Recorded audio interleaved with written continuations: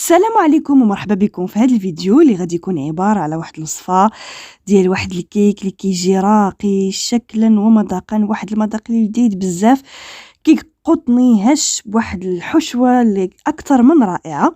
كنتمنى ان الوصفة والفيديو ديال اليوم ينالوا الاعجاب ديالكم، ولا عجبكم ما تنساوش ديروا لايك وتشتركوا بالقناة وبقوا معايا باش تعرفوا المقادير والطريقة ديال التحضير.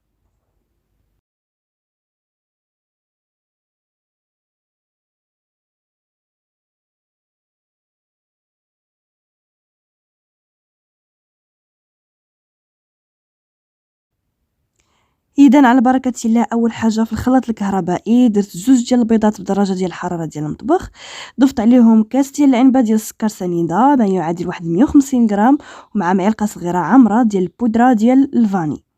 هنا من الافضل تستخدموا الفاني بودر لانه كيعطي النكهه احسن والذ من داك السكر المنكب الفانيلا او الفاني السائله. من بعد ما طحنتهم مزيان كيولي اللون ديالهم بيض، كنضيف عليهم نص كاس ديال الزيت، كندير ليه واحد الطحينه صغيره، من بعد كنضيف نص كاس حليب وعلبه ديال اليوغورت بنكهه الفاني. هنا ممكن تعبروا باي كاس كتشربوا به اتاي ولا القهوه، ماشي ضروري الكاس ديال العنبه، غير الكاس باش غتعبروا الحليب والزيت هو باش نيت غادي تعبروا الدقيق والسكر نفس الكاس. صافي هنا بعد ما طحنت داكشي كامل تنجيبو نخوي في الاناء باش غادي نزيد عليه الكميه اللي خصو ديال الدقيق، وغادي نضيف عليه كذلك 2 ديال الخمارات من فئه 7 او 8 غرام بحال ما كيأثرش. هنايا غادي نضيف تقريبا 2 كؤوس وربع ديال الدقيق الابيض الخاص بالحلويات، وضروري ما نغربلوه قبل ما نضيفوه. 2 كيسان وربع تقريبا 225 غرام. وكنكون عندنا واحد المول دهنينو بالزبده ولا بالزيت ورشينو بالدقيق. انا هنا استخدمت المول ديال اللي كندير فيه الجينواز، القياس ديالو 22 سنتيمتر في القطر.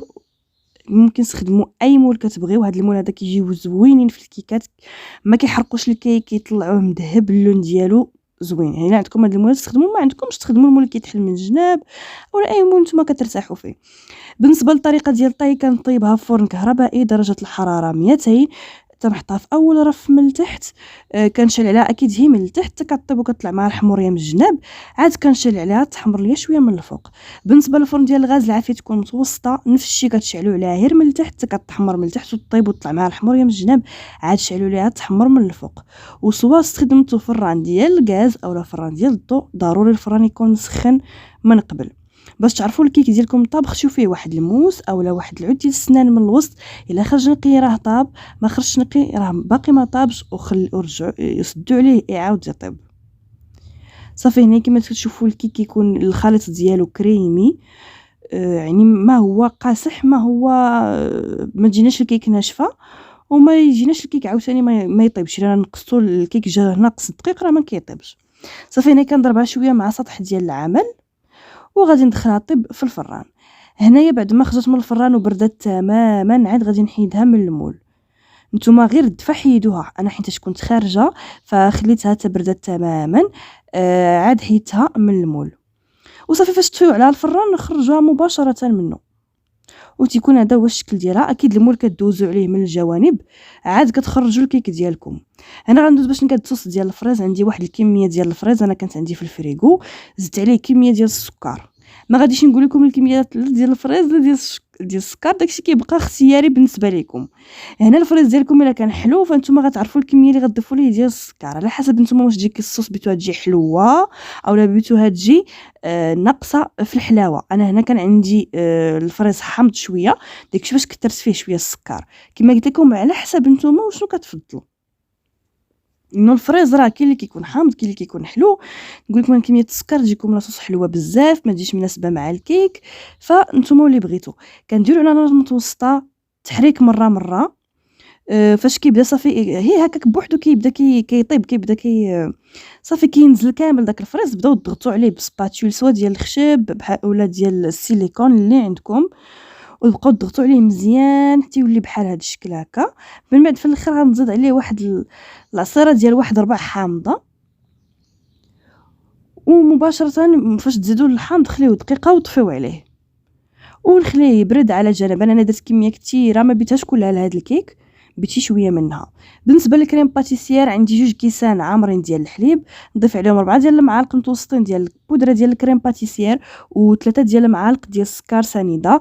تحريك مستمر على نار متوسطه حتى يعقد ليا الخليط، ولكن قبل كنحركو هكا على البارد.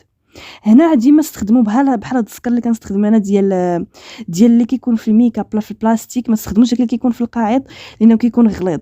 هذا كيكون رقيق رقيق رقيق، هذا هو اللي كيجي مزيان في الحلويات وما كيجيش باين. الاخر ديال القاعد كيكون غليظ، يعني كتحسوا بالسكر كيطرطق لكم في فمكم.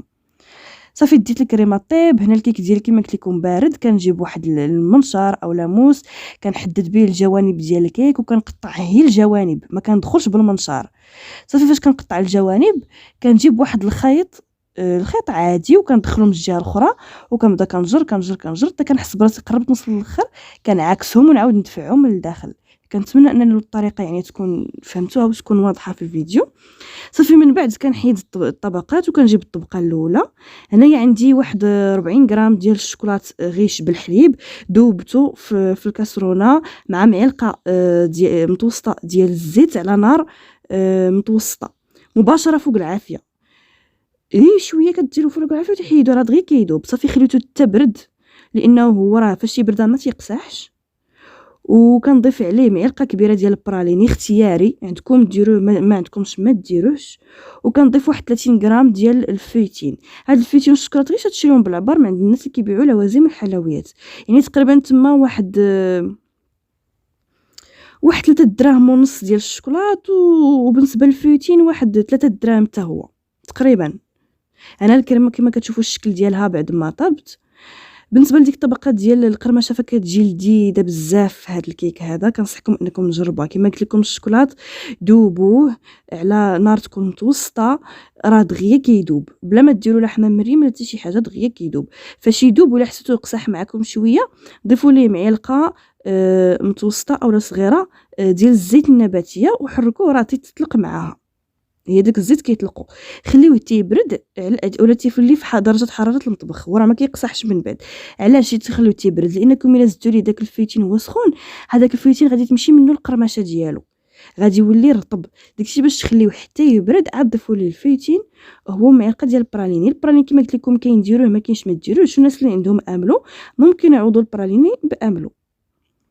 صافي انا كيما شفتو كنجيب داك الكميه من الفريز اختياريه، الكميه بغيتو ديروا بغيتو كثروا ما بغيتوش بلاش.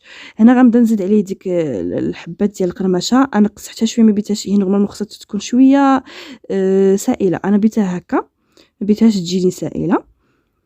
صافي وكنبدا كنفرتتها في كاع الجوانب ديال الكيك. هنا بعد ما ساليتها كنجيب واحد الاطار باش كنزير على الكيك باش ندير الكريمه. ما عندكمش الاطار فغادي الكيك ديالكم تمونطيوه في المول. فاش طيبتو المول فاش طيبتو ديروا فيه السلوفان. انا بعدا راه الكريمه باقا سخونه، اللي شفتو راه طالع منها شويه ديال البخار.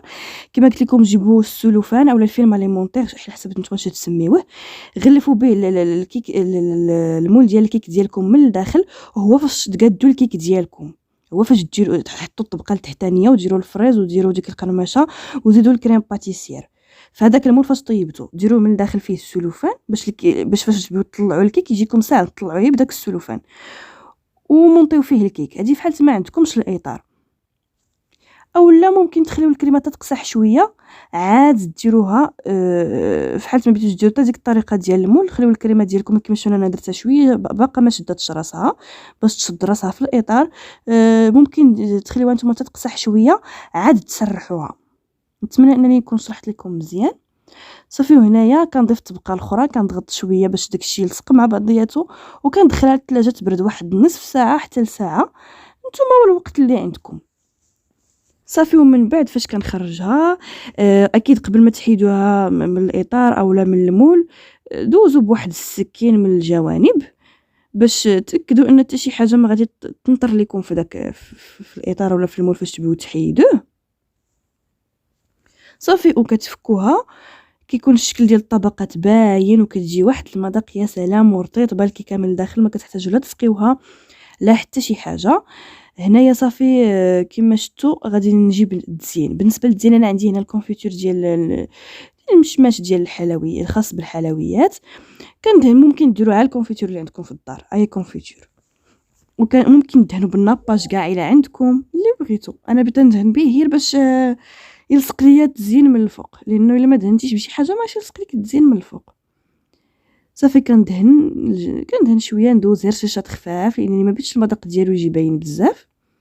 وغادي نزينها بشويه ديال الكوك مع كاوكاو مهرمش. كانوا عندي كنت درتهم في واحد الوصفه شحال هادي وبقاو عندي محمرين، كنت محمراهم في المقله عادي. تديروا كاوكاو مع الكوك ميدم وحمرتهم هما باش غادي نزين في الاول. من بعد غادي نضيف شويه ديال الشوكولا غولي، هذا اللي تيتباع عند الناس اللي كيبيعوا لوازم الحلويات. هذا الشوكولاته هذا بالذوق ديال الكراميل، كاين الشوكولاته النوار اللي بغيتو. وغادي نضيف كذلك هنا هي اللي عندكم، انا عندي واحد الطاسه فيها هادشي ديال التزيين، كنجبدها ونبقى نختار منها. وكنبدا كنشي بعض المرات كنبدا نزين بكثر من حاجه، نتوما اللي موجود عندكم. كنضيف عاوتاني شي حبات ديال البيستاش باش يكسر داك اللون الغامق ديال التزيين. وغنضيف كذلك واحد شويه ديال ورق الذهب اللي بغيتو، يعني انا ورق الذهب اللي غنستخدم ما كيتكالش، هي التزيين فقط. كتشريو من الناس اللي كيبيعوا لوازم الحلويات، يعني كتدخلوا راه كتيهوا عندهم يعني في داكشي اللي كاين تبارك الله ديال التزيين ديال الكيك، شحال من حاجه. هنايا هاد الطاسه هذه ديال ورق الذهب، ما عرفتش واش غتبان لكم ولا لا، هاد الطويصه الصغيره ب5 دراهم. يعني راه 5 دراهم، عرفتي شحال غتزيد لك من حاجه؟ غير انت ما تاكليهش، ما تاكلوش، حيدوه من الطرف ديال الكيكاوي للتزيين فقط. صافي. وهذا كما كتشوفوا الشكل النهائي ديالها. غادي نخلي لكم في الاخر ديال الفيديو صور كيفاش كتجي من الداخل، راه كتشوفوا كتجي شي حاجه اللي طوب، شي حاجه اللي واعره لا في الشكل لا في المذاق. كنتمنى ان الوصفه ديال اليوم تنال الاعجاب ديالكم وتجربوها، ولا عجبتكم ما تنساوش ديروا لايك وتشتركوا بالقناه، والى اللقاء في فيديو اخر باذن الله.